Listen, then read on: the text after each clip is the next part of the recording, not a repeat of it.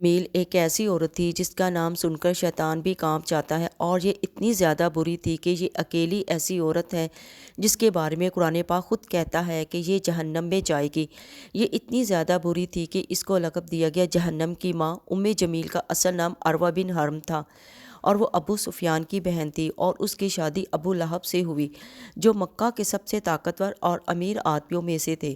دونوں اپنے مال اور رتبے پر گھمنڈ کرتے تھے، لیکن دلوں میں نفرت اور حسد بھری ہوئی تھی، خاص کر رسول پاک صلی اللہ علیہ وسلم کے لیے۔ جب نبی نے اسلام کی دعوت دی تو سب سے پہلے ابو لہب اور جمیل نے آپ کا مذاق اڑایا۔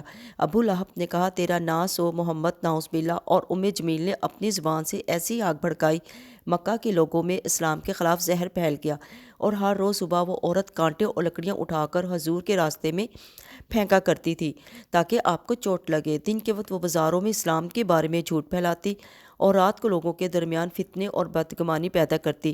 اس کی زبان تلوار سے تیز تھی کہ کسی کے ایمان کو چیر دیتی تھی۔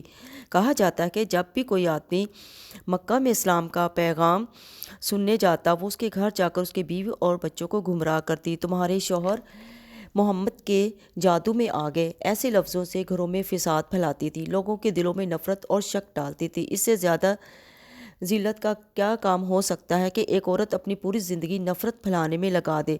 جب سورۃ الحب نازل ہوئی اور اللہ تعالیٰ نے اس عورت کے انجام کا فیصلہ سنا دیا تو جمیل پتھر اٹھاتے ہوئے غصے سے چلاتی ہوئی محمد صلی اللہ علیہ وسلم کو ڈھونڈ رہی تھی۔ اس نے میری اور میرے شوہر کی برائی کی ہے۔ لیکن جب وہ مسجد حرم میں پہنچی تو حضور پاک صلی اللہ علیہ وسلم حضرت ابو بکر کے ساتھ بیٹھے ہوئے تھے۔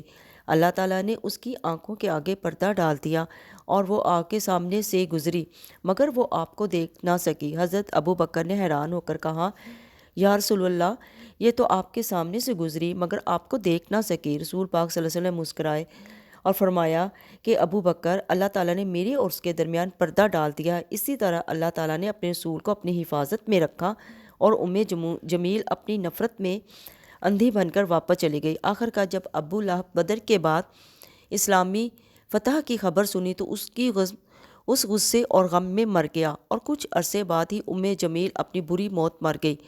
لوگوں نے کہا، اس کا چہرہ آگ سے جل گیا تھا، اس کے گلے میں رسی تھی، بالکل ویسے ہی جیسے سورۃ الحب میں بیان کیا گیا تھا۔ اللہ نے قرآن میں فرمایا، ابو لہب آگ میں جائے گا، اور اس کی بیوی جو نفرت کی لکڑیاں اٹھاتی تھی اس کے گلے میں کھجور کی رسی کا پھندا ہوگا۔